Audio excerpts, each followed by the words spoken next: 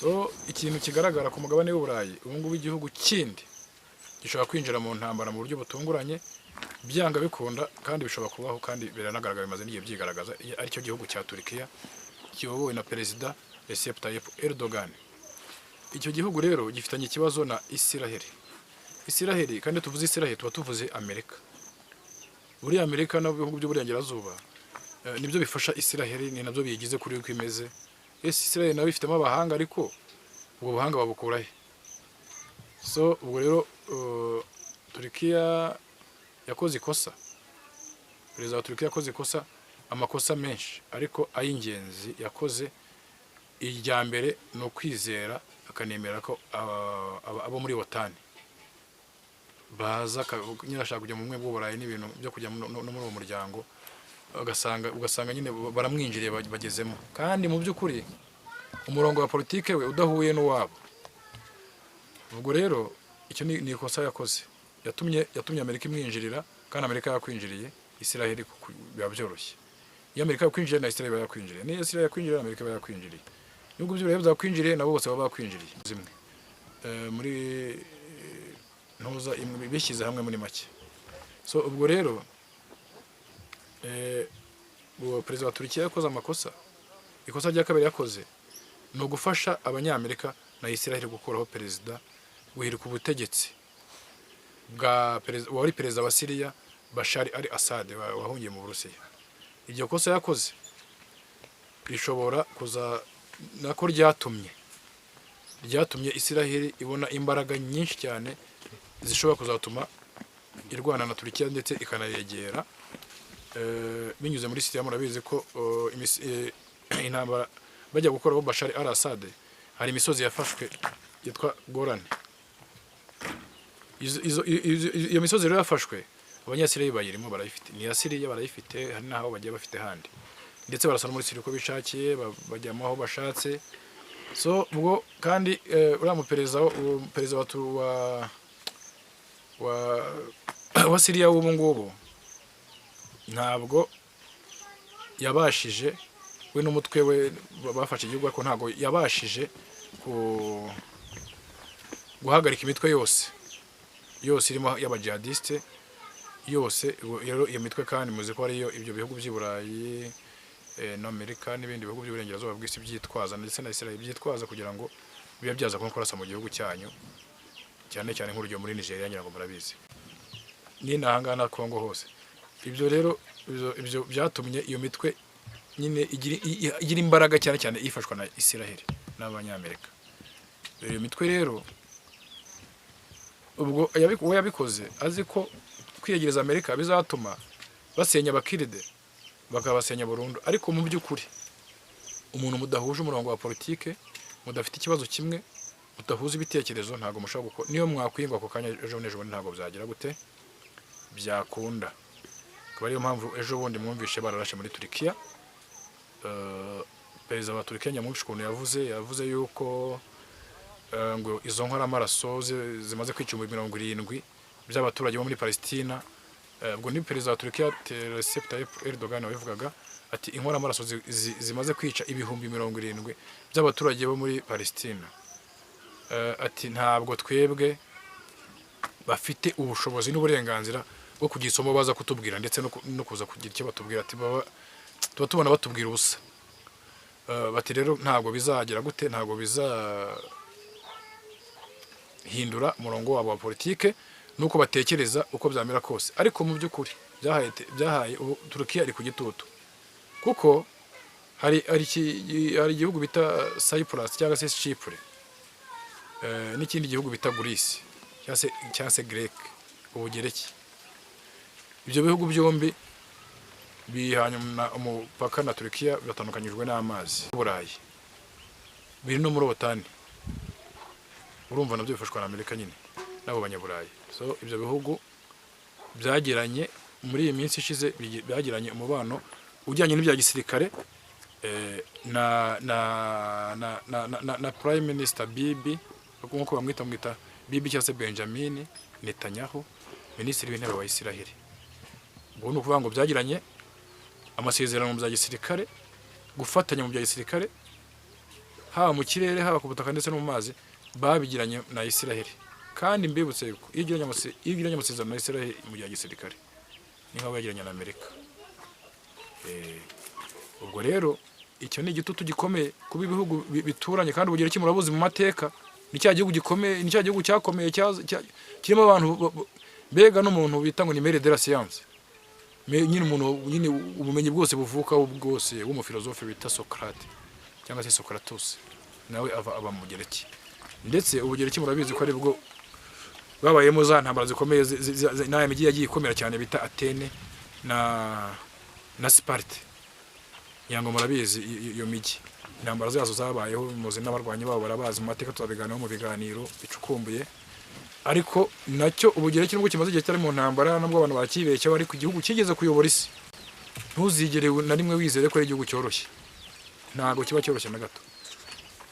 Chypre rero nayo yagiranye amasezerano ya gisirikare na Israel.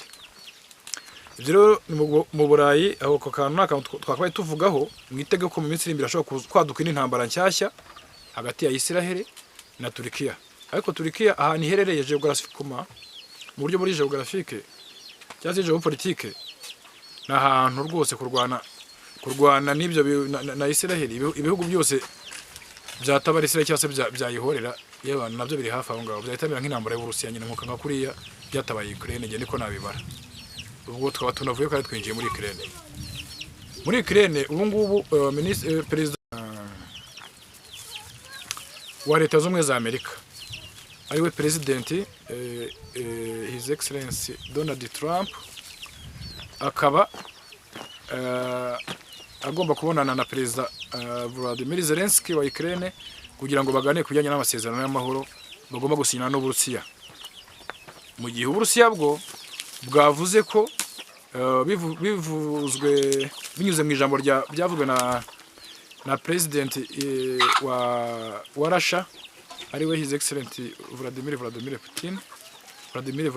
Putin, akaba yaravuze yuko Ukraine nitemera ibyo Uburusiya busaba izakoresha imbaraga za gisirikare. Kandi akaba yabivuze amaze hashize nk'iminsi nk'itatu barace muri Kiev igitero gikomeye cyane mu murwa mukuru wa Ukraine. So buri Uburusiya bwo buvuga yuko butari mu ntambara, ari ibikorwa bya gisirikare. Urumva rero burimo baravuga ati twebwe tuzaza turwane nk'intambara zose, ariko twebwe turagira inama yuko intambara yarangira rwose bakumvikana, uko Uburusiya bwagaragaye ko bufite imbaraga. Rero ntabwo harurwana n'umuntu tukurusha imbaraga, uremera ibyo ashaka akabibona kugira ngo nawe ugumye ubeho byibuze atakurimbura, ariko wenda ukazisuganya nyuma ntawamenya, cyangwa se kwemera ukamuyoboka mugakorana iyo atari umuntu mubi. Gusa ikintu nababwira cyo Turkiya tuyigarutseho yakoze ikosa, yibagiwe buriya umuntu abimenye neza. Kuba inshuti ya Amerika ni byiza, hano kuri iyi si igihugu cyo cyose cyaba inshuti ya Amerika kikumva ni byiza. Kuba inshuti ya Amerika ni bibi. Buri gihugu cyose kibanye na Amerika cyo cyumva ari byiza, ariko kuba inshuti ya Amerika ni bibi. Tuzabaha n'urugero icyo gihe. Ariko kuba umwanzi wa Amerika byo ni bibi cyane. Ndimo ndabicurika. Kuba umwanzi wa Amerika ni bibi, ariko kuba inshuti ya Amerika byo ni bibi cyane kurusha nk'uko waba umwanzi wayo. Nicyo cyagaragaye. Nari mvuze ko perezida wa Turkiya Recep Tayyip Erdogan yibagiwe gusaba kujya muri OTAN no kujya mu bumwe bw'Uburayi. Nuko yibagiwe yuko Turkiya iri muri OTAN ariko ntabwo iri mu bumwe bw'Uburayi.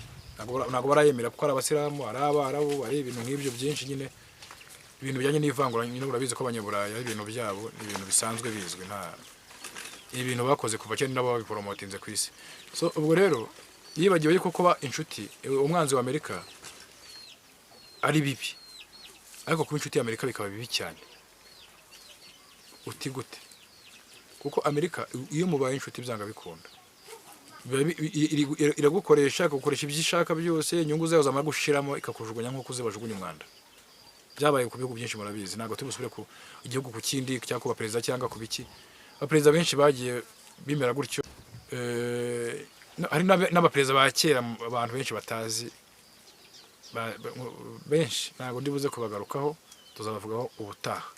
Ariko Turkiya isaha n'isaha ishobora guhura intambara imeze nk'iy'Uburusiya burimo kurwana imeze nk'iy'Uburusiya burimo kurwana jerepete ndasubiramo. Turukiya ifite ikibazo kimeze nk'icy'Uburusiya, ishobora kurwana n'ibyo bihugu birwana n'Uburusiya, ariko nanone ibihugu bikarwanya Turukiya bitabara Israel. Par contre Uburusiya burwana n'ibyo bihugu bitabara Ukraine. Kandi nubwo byatabara Ukraine nayo ntabwo ari uko bayikunze, kugira ngo nabo babigarurire ideology yabo igenda ikore nyine bigarurira n'ubutaka n'ubukungu n'iki. Intambara irahenda, umuntu wese ugiye mu ntambara abagomba kuba afite ahantu azagaruriza ibyo yatakaje mu ntambara. Ibintu bizwi, ntabwo wajya kugaya Abanyamerika cyangwa kugaya abandi batsinda intambara. Oya, buri wese watsinda intambara warwara intambara abashaka kuyitsinda, kandi abashaka no kugaruza ibyatakaye muri iyo ntambara, ndetse akabona n'inyungu zirenze. Kandi ikintu gikomeye cyane yunguka ntabwo ari amafaranga, ikintu gikomeye cyane yunguka ni ijambo ku isi, kuyobora isi. Gusa icyo maze kubona ko nuko muri iyi minsi isi udashobora kugira gute kuyiyobora uri igihugu kimwe nkuko cy'Amerika yavugaga bikumvikana, ariko ubu ngubu bisigaye bifite ibihugu biyivuguruza nk'Ubushinwa, cyane cyane Uburusiya. Ubushinwa bwo mu byemezo by'ubukungu bajya bavuguruza bakagira, cyangwa se kuvuguruza n'umuntu si ukuba wavugana nawe, ushobora no kumuvuguruza ucecetse bisanzwe. So ubwo rero nkaba numva aricyo navuga ku mugabane w'Uburayi, ari kuri Ukraine no kuri Turukiya. Dusimbukira muri Amerika y'Amajyepfo gakeya, kuri Venezuela, i Caracas mu murwa mukuru. Venezuela ntago wayivuga utavuzemo Mexique, kwa Perezida Gustavo Petro yavuze yuko Amerika, Perezida wa Mexique yavuze ko Amerika iyo ari igihugu gishaka kwitwaza ibintu bidahari kugira ngo yigarurire imitungo, ndetse yigarurire n'ibihugu, imitungo y'ibihugu bya Amerika y'Amajyepfo ndetse n'ibindi byo ku isi, ariko agashinja yuko na Amerika ngo aho ifite hafi aho ngaho, hafi nyine kuri zo leta zegereza Mexique, zo za Mexico n'izindi, nazo ngo atari muri Amerika bahafashe ku ngufu. Urumva nabyo ni conflict ikiri aho ngaho. So ariko ikibazo cya Venezuela cyakomeye n'ubu nyuma yaho Amerika ifatiriye ubwato bari buhetse ibikomoka kuri peteroli bw'Abashinwa buvuye muri Venezuela. Ubushinwa bwatanze gasopo bivunyuze kuri Minisitiri w'Ububanyi n'Amahanga. Urumva iyo bavuze Minisitiri w'Ububanyi n'Amahanga w'Ubushinwa ubwo buvuze nyine na Perezida Xi Jinping, ko ntabwo Minisitiri yavuga ikintu Perezida atazi. So ubwo rero ibintu by'Ubushinwa bwajemo, kandi muzi ko n'Uburusiya burimo gushaka gufasha Venezuela, burimo kuyifasha nabwo kugira ngo bazabashe kurwana n'iyo ntambara. Ndabona iyo ntambara nayo itazorohera Amerika rwose, ndetse ni nayo mpamvu ubona Amerika itarimo gushyiramo imbaraga nyinshi ngo itangire yinjiremo itari ku butaka, ariko bishobora kuzabaho. Ariko nibiramuka bibayeho, genda cyeka yuko Amerika bishobora kuzayibera gusezera akaboko kayo gakomeye, iron hand yayo, akaboko kayo k'icyuma kayoboraga muri biriya bice, gashobora kuzacika imbaraga kagasubizwa iwabo, nk'uko muri Ukraine birimo kugenda zacitse. Ariko mu by'ukuri Perezida Maduro aravuga ko bazarwana uko byamera kose, ndetse yanavuze ko Amerika ari igihugu cy'abajura, cy'abicanyi, igihugu cy'ibindi bihugu. Ndetse na Pedro wa Mexique nawe yavuze yuko Mexique itunze ibintu by'ukuri, ifite iby'ukuri, ariko ati Amerika ngo itunze ibintu by'ibijurano gusa n'abo banyaburayi. So ubwo ni amagambo bavuze abo ba perezida, ariko niyo muri ayo makuru ahari. Mbara isi ntabwo byoroshye isaha n'isaha, ibintu bishobora guhinduka. Ndetse tunababwira yuko Israel nubwo ishobora kurwana na Turukiya, ariko Perezida wa Minisitiri w'Intebe wa Israel yavuze ko azarwanya ibihugu byose bizashaka kurwanya Israel, harimo Turukiya. Ariko anakomoza ko avuga yuko hari n'abandi b'Abanya-Irani bagomba kuzarasayo igihe icyo ari cyo cyose. Isaha Israel ishobora kurasa no muri Irani nanone. Ngo yavuze ko Irani irimo gutegura za misile zikomeye, irimo gutegura, ariko Irani sinumva ko wenda irimo gutegura za nucleaire, ariko misile yo barayafite pe. Wenda bana developer ayo bafite bakateza imbere, akaba yakora ku buryo bukomeye, ariko kugira ngo abantu biyibagiza misile. Nize kwibona misile giye zikomeye iyo bita ngo ni Missile City ya Irani, harimo amazina yanteye ubwoba babiri. Hari misile bita Kadiri, akaba n'indi bita Qiyam. Mu bantu b'Abasilamu Qiyam muzi icyo bisobanuye. ni umunsi w'igihagararo, ni umunsi tuzabazwaho ibyo twakoze byose.